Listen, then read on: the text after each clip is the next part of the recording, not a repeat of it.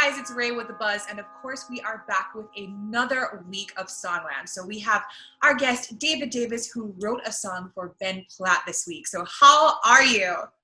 Hey, I am doing phenomenal. I am just floating on cloud nine right now. It's the craziest feeling.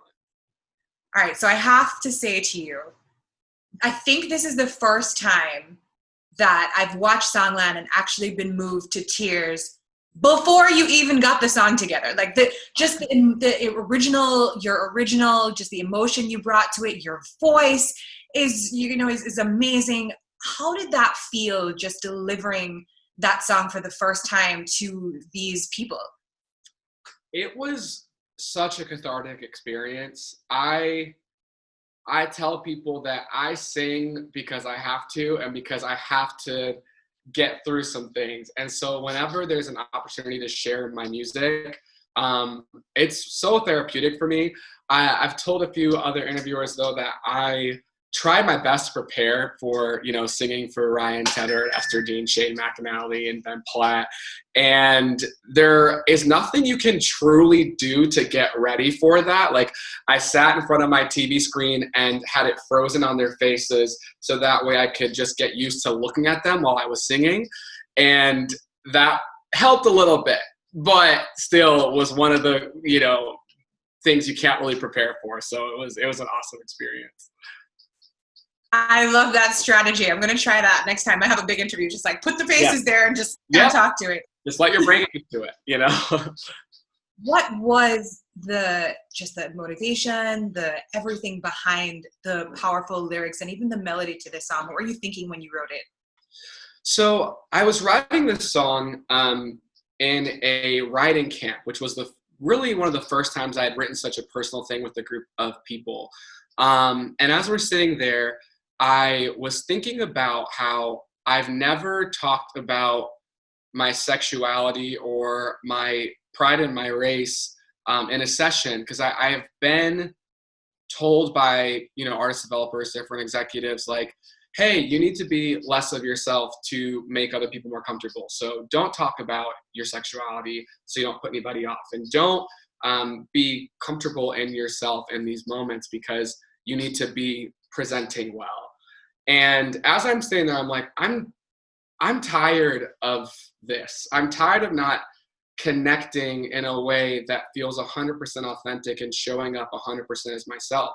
So my friend Charlie starts playing the piano, and I start singing these melodies and these lyrics, and they came out really quickly in about 15 minutes. And they were like, David, what is going on? Like, are you feeling something? And I said, everything that it takes to get to a point where you love yourself, where you have those hard nights and hard days with people who don't accept you and want you to be less of who you are for more of them. And like I said, growing up Black and queer, just having quite a few hurdles to really jump through to get to a point where I could say, yes, I'm worthy.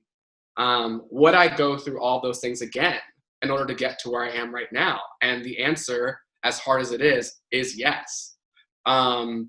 So that's where the origin of the song came from, and it wrote itself just pretty quickly because there was a lot of emotion and openness. And those songwriters are awesome. It's so crazy how you go from, shaking hands and meeting to sharing hearts in a matter of like an hour, but they were so available to just, catching me as I was opening up in that way.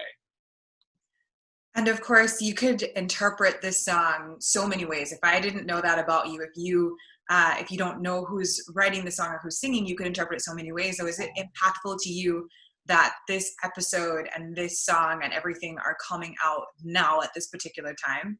Absolutely. I had a hard conversation with a friend yesterday night as we were watching it, and said, what is the cost of getting to a point where there is equality in America? Is the cost another Black man being gunned down by police brutality? Because that cost is too high. It's too high. I am so proud of how, as a country, we are finally having these conversations. I feel like for so long, as someone who's passionate about social justice, that people just haven't been listening, and these things have been flashy in the news for a week, and then it's just on to the next one, which is such a disconnected way to view human life and to value human beings. And so we got to this point where now we're all talking, and the cost was another Black man's life, and that hurts a lot.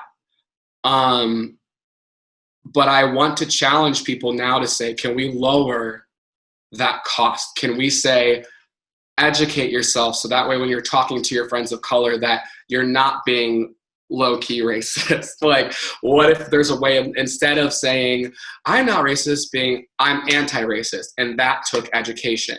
And it also took having hard conversations where you may have stumbled through and messed up and not communicated as effectively as you wanted to, but that you're showing up to have that conversation is the most important part.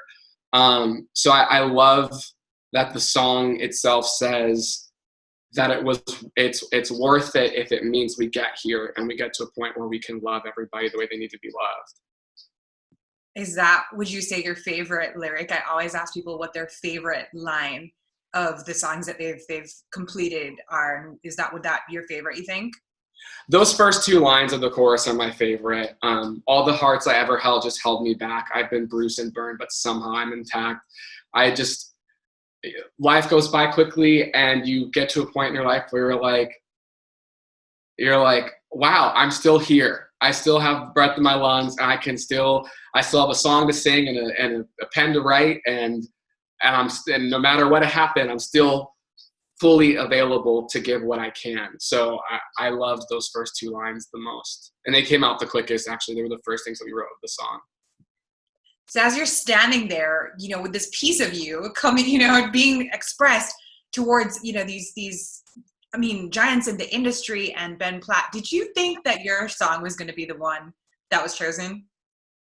I wasn't really thinking about that. I know that sounds so cheesy, but Songland, to me, there's no way to lose. Like, you go on, you sing your original song for millions of people, and you get feedback from some of the best minds in the industry. And not only from them, but you're gonna, after the show, get feedback from people that are watching the show and saying, I love what you do.